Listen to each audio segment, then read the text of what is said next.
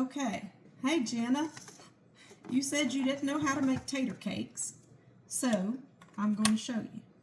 This is the best way to use up your leftover mashed taters. So, you know, it's delicious, and why heat up just whole mashed taters when you can have tater cakes? So, you know, it don't really matter how much you use. You can do ever how much you just happen to have. Do a lot or a little, don't matter. Basically, we're going to add a little flour and an egg and a little bit of seasoning. I use a little bit of garlic powder, not much, and some onion powder and some salt and pepper. I don't really measure anything, you know that, but just put, you know, a little bit of seasoning in here, and you can change it up and do what you want. Sometimes I've used just a like that seasonal seasoning or whatever, you know, it's got the multiple seasonings in it. That's fine too if you want to do that. Let me get and the flour for that much potatoes, I'd say we got a cup and a half of taters there or something.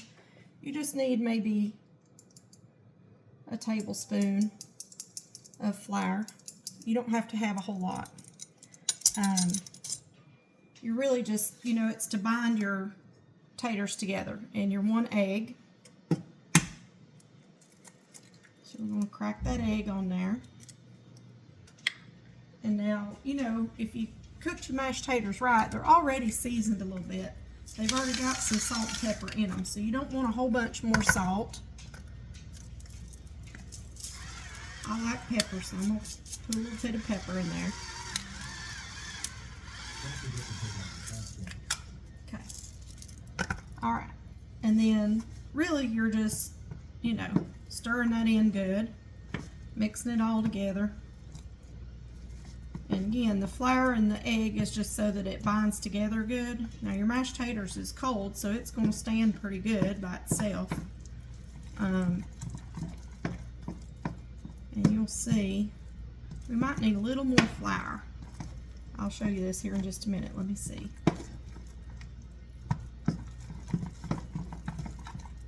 Just got to mix it in there good.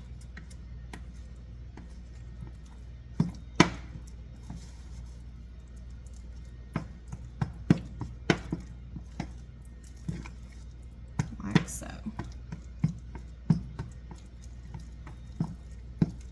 Nope, now that it's mixed in good, I think we're good.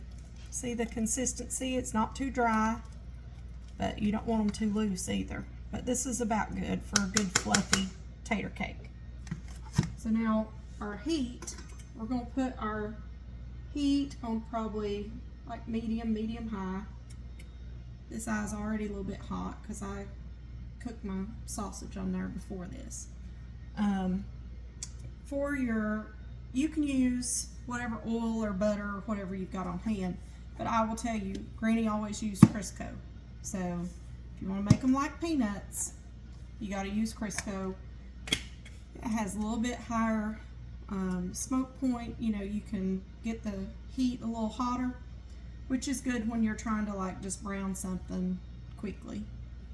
So let me get a spoon here. Don't need a whole lot of this either, just enough to put in your pan, you know, about a spoonful.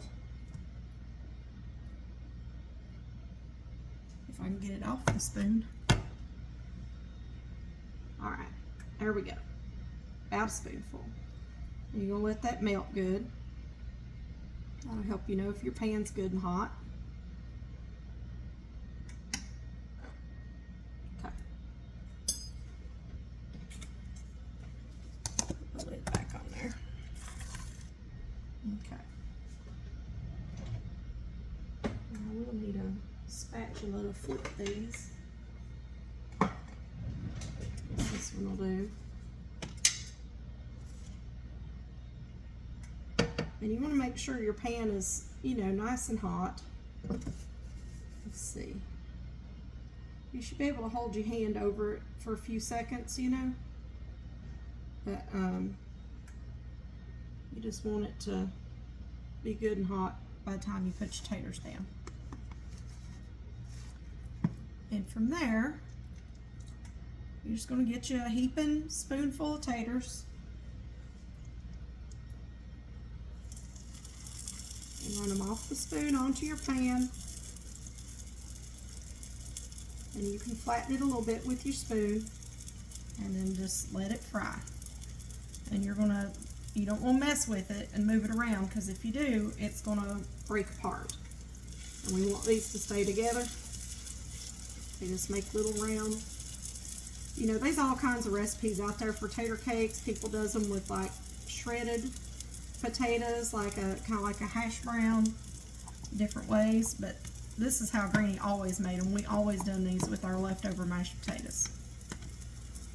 So that's my favorite way to do it.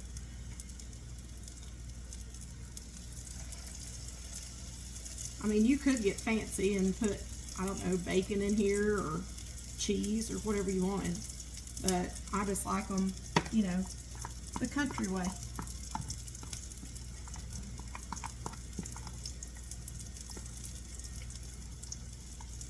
Okay.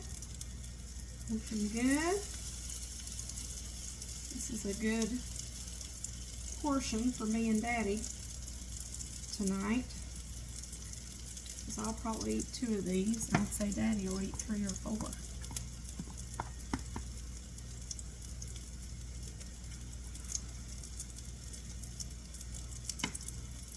I hardly got room for this last 1 or 2 here.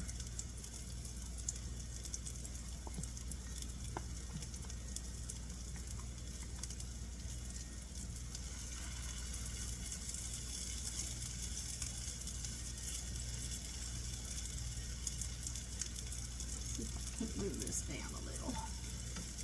Yeah. Once they start to fry good on the bottom and they brown a little bit, you can move them around pretty freely in your pan if you got to make more room. So don't hesitate to do that if you need to.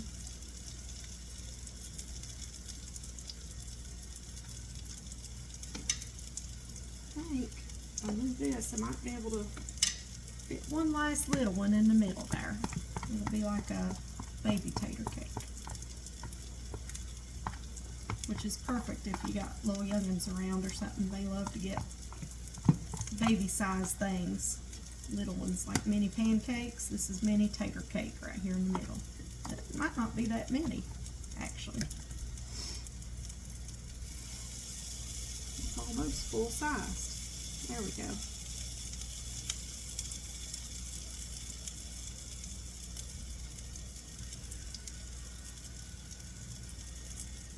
Okay, so we're going to let that fry for just a minute. Wash my finger off.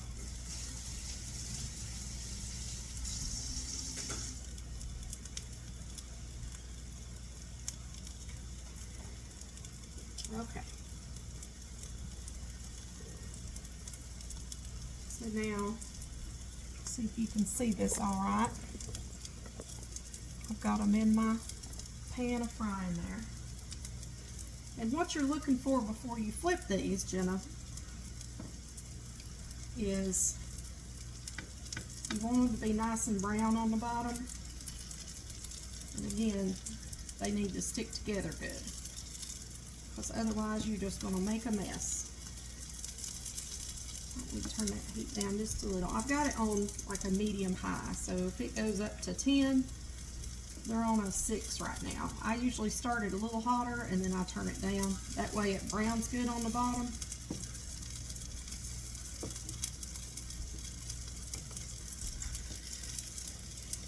Once you can get up under there good, see if you can flip one over. Now see, that one wasn't hardly crispy in the middle, and so it didn't flip all that good. We're going to give them another minute here before I do any more. Sometimes you kind of lose one like that, or it comes apart a little bit, but that's okay, because we can flip it back over once it gets done on the other side. And also, if it falls apart, you get to just eat that one, because you don't want to serve that to nobody because it looks ugly. So you just eat that one and nobody knows the difference.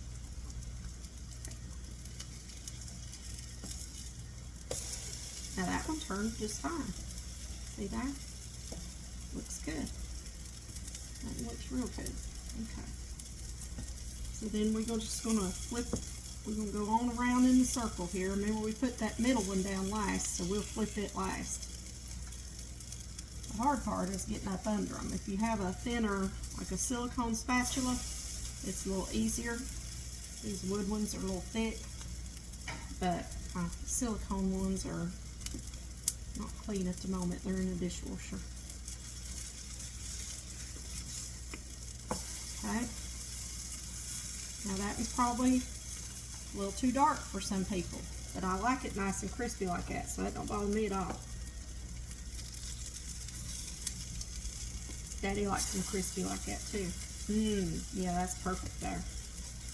Look at that. That's pretty too. Beautiful. Alright, so then we're just going to let them fry on the other side here. You know, another 3 minutes or so, something like that. And they'll be pretty well ready to eat. And that's it. That's all you got to do. You can taste it. If it needs a little more salt, you can put a little more salt on it. They're good with ketchup, but I just pick it up and eat it because I love the darn things. All right, that's how you make tater cakes. Thanks for coming to my cooking class, and have a good night. I love you.